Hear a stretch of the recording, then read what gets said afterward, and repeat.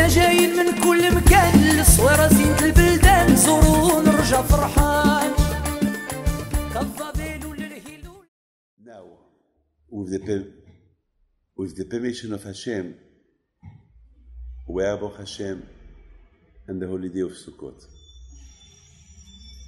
And there is a lot of things that we can talk about all these beautiful Hagim that HaKadosh Baruch Hu give us.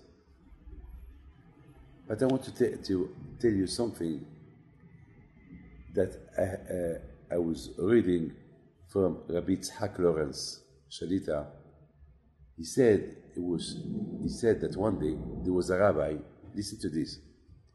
There was a rabbi that he didn't want to be the Shalach Tzibur on Yom Kippur. He said, I know myself that I'm not a tzaddik. So I cannot take the responsibility to be the Shalach Tzibur, to pray for other people. First I have to pray for me. I can't. So people, they begged him, because he's a very good Shalach Tzibur. But he didn't want. He said, no, I can't. I don't want to be the Shalach Tzibur. So they begged him. So he said, look, take me to Rabbi Eliashiv. Whatever Rabbi Eliashiv will tell me to do, I will do it. So they make an appointment. He went to Rabbi Eliashiv. And Rabbi Eliashiv said, look, you don't want to be the Shalach Tzibur to pray for the public on Kippur because you feel that you are a liar. You feel that you're not perfect. So he told him, look, maybe during the year you are not perfect, but on Yom Kippur, a man is perfect. And besides this, because you pray for other people, so the zechut of the other people, Hashem will help you to be the right person. So that means on Kippur, listen to this, that means on Kippur, we are not the same as we are all year. Why? Because on Kippur there is regesh, there is sentiment, there is emotion. There is something on Kippur. There is. Because on Yom Kippur we say, Ki bayom hazeh ichaper alechem litaher. Because on the day of Kippur is like a mikveh. You know, you are an impure man, you go to the mikveh, you become pure. Because Kippur is something. I don't understand. Kippur is something. It's from Hashem. Whatever you are during the year, you are not on Yom Kippur. And I think this is the connection between Kippur and Sukkot. Okay, during the year you are a normal man.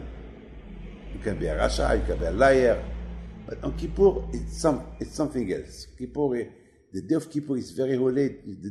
The day of Kippur, it forces you to change. How would you know that you really changed? Sukkot. Why? Because on Kippur you feel that your mind ad nafesh, that your teshuvah was very, very, very strongly high. On Sukkot you feel relaxed. You feel something. Because Sukkot, but you feel relaxed, but not Chas v'Shalom, with having willing to do a avera. That's what we say. It's a spiritual relax. On Kippur, we ask Hashem, please Hashem, help us to find our way. And it's sure, certain, that Hashem help you to find our way. How you will realize if you find the way or not? On Sukkot. Yes, on Sukkot.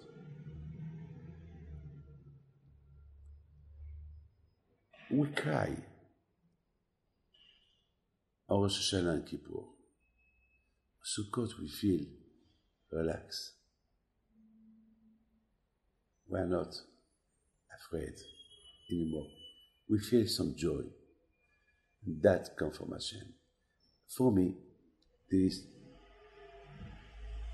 twice in a year that you meet Hashem. On Rosh Hashanah and Kippur, Melech Batzadi. like the Baal Tanya said. From where we get this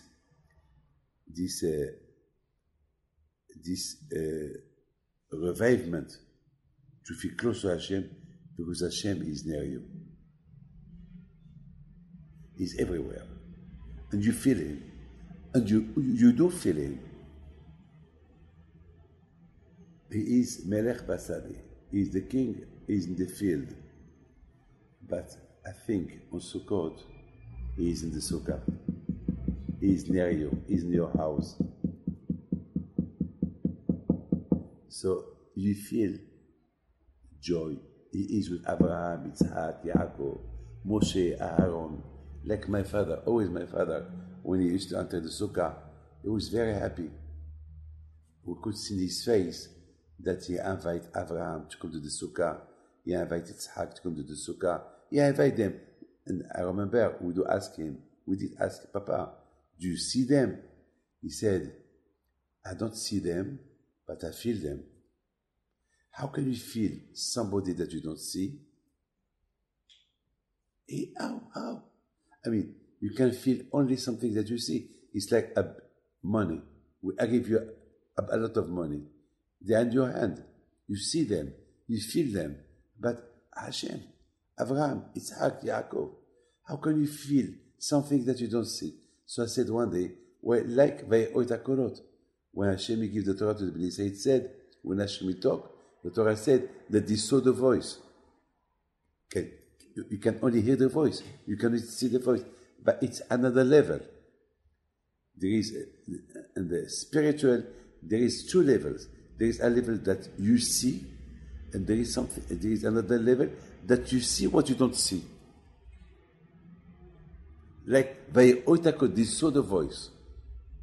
So for me, the tzaddikim, the real tzaddikim, when they come to the sukkah, they see what nobody sees. But do they see? Maybe they don't see, but they see what they don't see. It's another level. It's a level of emunah. It's a big, when on Sukkot you feel that big emunah, that you see what you don't see. So that means that you are perfect. That means if your body is full of emunah on Hashem, on Yom Kippur, on Kippur, you feel Hashem. You feel the King. He's near you. But in Sukkot, we tell you, you see Him. He's with you. But I don't see. This is Emunah. You believe what you don't see. So for me, the Emunah on Hashem starts on Sukkot. Because if really you believe in Hashem, that He is near you, and you don't see nothing, there is only a cabin, only a sukkah, and you feel Him, that means you're perfect. Now I want to tell you a beautiful story of Emunah, something that you will not believe. I was in Morocco, like every year this year, for the Ilula. And every year there is a person who comes to the Ilula. He lives in Anana. And on a Saturday night, he told me, we did Had Bita Shoeva in one house, and this man told me, Rabbi David, I have to tell you something incredible happened in Morocco this year. I said, tell me. He said, you know, on Sunday morning, I went to the cemetery to the oil of Rabbi Chaim Pido. Sunday morning was the 26th of Elul. I was alone in the cemetery. And I prayed that Rabbi Chaim Pido, he will show me that he is with me, he will be with me this year. So I can do Torah and mitzvot, ma'asim tovim. So I said, so what happened? He said, I decided to go to the airport and to stay there till everybody comes to take the plane back to Paris. And Paris, Tel Aviv. I went to the airport and my thought, I said, well, Be'ezat Hashem, Rabbi Chaim Pido will show me a sign that he is with me. So I said, okay, well, so what happened? He said, I saw on the floor the visa that they give you in Israel when you enter Israel, they give you a small visa with your picture, your name. And when you exit from Israel, they give you another visa, passport, and the number of the passport, and the number and your picture and your name. So I said, he said, Rabbi, when I arrived to the airport, I find this paper from far away. I knew that it's somebody that came from Israel and he lost it. Or he lost it. I pick it up and he put it to my table. When I saw the visa, I was shocked. What was in the visa? Chaim Pinto. My son Yoel, he went to Morocco, from Israel to Morocco, with his son, Chaim, that he's 6 months old. And probably in the airport, he lost it. But Chaim Pinto. And Yoel, he went to Morocco 1 week before the Hilula. That means that paper was on the floor for one. I mean, if we did clean the airport, and it's a visa, Israeli visa, it's Morocco. I mean, they could pick it up, look at it, or maybe to throw it in the dustbin, in the zevel. He said, Rabbi David, I've asked from your grandfather to give me a sign. What sign can he give me more than that? He gave me his name and his grandson, because Chaim Pinto is the grandson of Rabbi Chaim Pinto. He's named on Rabbi Chaim Pinto. And he was there for 1 week. That means that Hashem knew that boy, Goel, he would ask Hashem a sign, and Hashem, he saw that really this man is a good man. So Hashem, he prepared already the sign a week before he asked. Amazing. So I took the picture of that visa just when I will write my next book about Rabbi Chaim Pinto. I will tell that story. When he finished the story, there was another man, Yohan Kadosh. He said something more than that.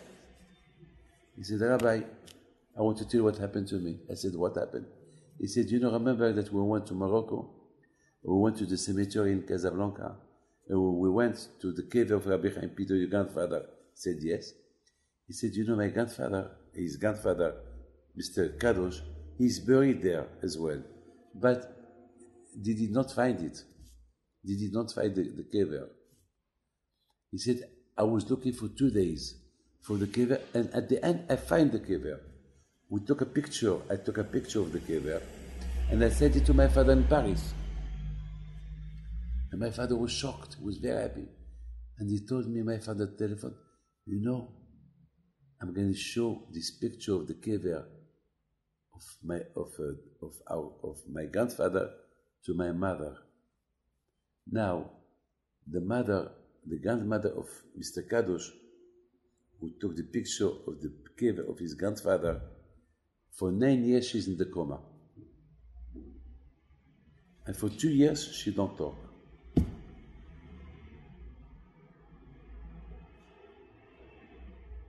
He sent the picture to his father in Paris.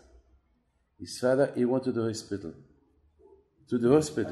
where his mother, that she's in the coma for 9 years and she don't talk. He went to her, he said, Mama, she's about 95 years old. She's in the coma for 9 years and she don't talk for 2 years.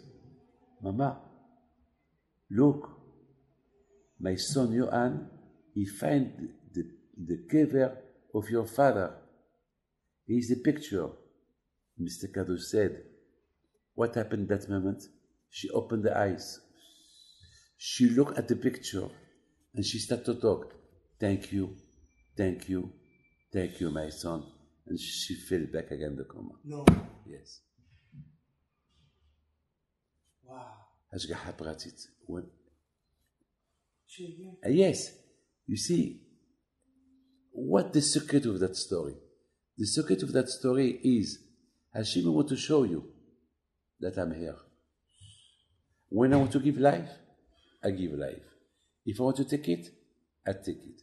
If I want to show you that I am the boss, through one picture, look what happened. There is no way how to explain this story. I don't know how to explain you the story. One thing I can tell you. The first story that I told you, that Hashem, He provided him, he asked from Rabbi Chaim Pinto, show me a sign that you will be with me all year. And there is a visa that he finds in the airport with the name of Chaim Pinto. That means, hey, you asked me a sign, here's a sign. You said, show me a sign that you're with me, here is, I am in your hand now. Through what? Through the visa. And beside it is the picture of my grandson. His name is Chaim. And that visa was there in the airport in Buffalo for 1 week. Nobody, it's impossible to understand this. So on Rosh Hashanah and Kippur, when we pray to Hashem, it should be really tefillot that are acceptable. Like this man, Hashem knew that he was going to ask something with all his heart. So Hashem prepared an answer for him. We have to be like that. When we come on Rosh Hashanah and Kippur to Hashem, we have to be so much well prepared. So Hashem already He prepared the answer for us before we ask. Like we see in the Tefillah, that Hashem listens to tzaddikim before they ask. I think this is the level that we have to reach on Rosh Hashanah Kippur. That our tefillah, it's already accepted. But all this, we need a preparation. Otherwise, at least we pray, this is a high level. If we are not tzaddikim to reach this high level, at least on Rosh Hashanah and Kippur, we pray well so it will be accepted. The same day, on the Ne'ela. How you will know? On Sukkot. It's like you get the answer on Sukkot. And why you will get the answer on Sukkot? Because it's only on Sukkot that Hashem can give you the answer. Like you are the judge call you, you're there, he judge you, and I said, okay, and the judge said, okay, in 1 week I give you the answer. He will not give you the answer right away. In a week, in a few days, you will get a fax, you will get a telex, you get a phone call. When you get it, on Sukkot. You understand? Well, my friend, this is, I think, that's what I have. What big zchut we have to be sitting in front of Hashem with happiness on Sukkot. What a zchut. What a zchut. What a zchut. But all this, if Rosh Hashanah Kippur was full of emotion, was full of tefillot, and how would you know that Hashem, He accepted your tefillot before Rosh Hashanah and Kippur? Again, on Sukkot. The answer, you get it on Sukkot. And how you can be certain and sure that everything is perfect on Simchat Torah. If really you dealt with the Torah, so happy, and for you, there is no problem between you and Hashem. You will respect the Torah. Like when you get married, you're happy, the Khatan is happy. Why you're happy? Because you see your wife, she's your half now. So on Simchat Torah, you're happy with the Torah. It's your half. That's it. If last year things were not good between you and the Torah, now you meet Shalom. Now you're happy. Everything is perfect. Everything is good. Okay? God bless you. And I wish you well. Shana Tova. حق سميع and I wish you the best.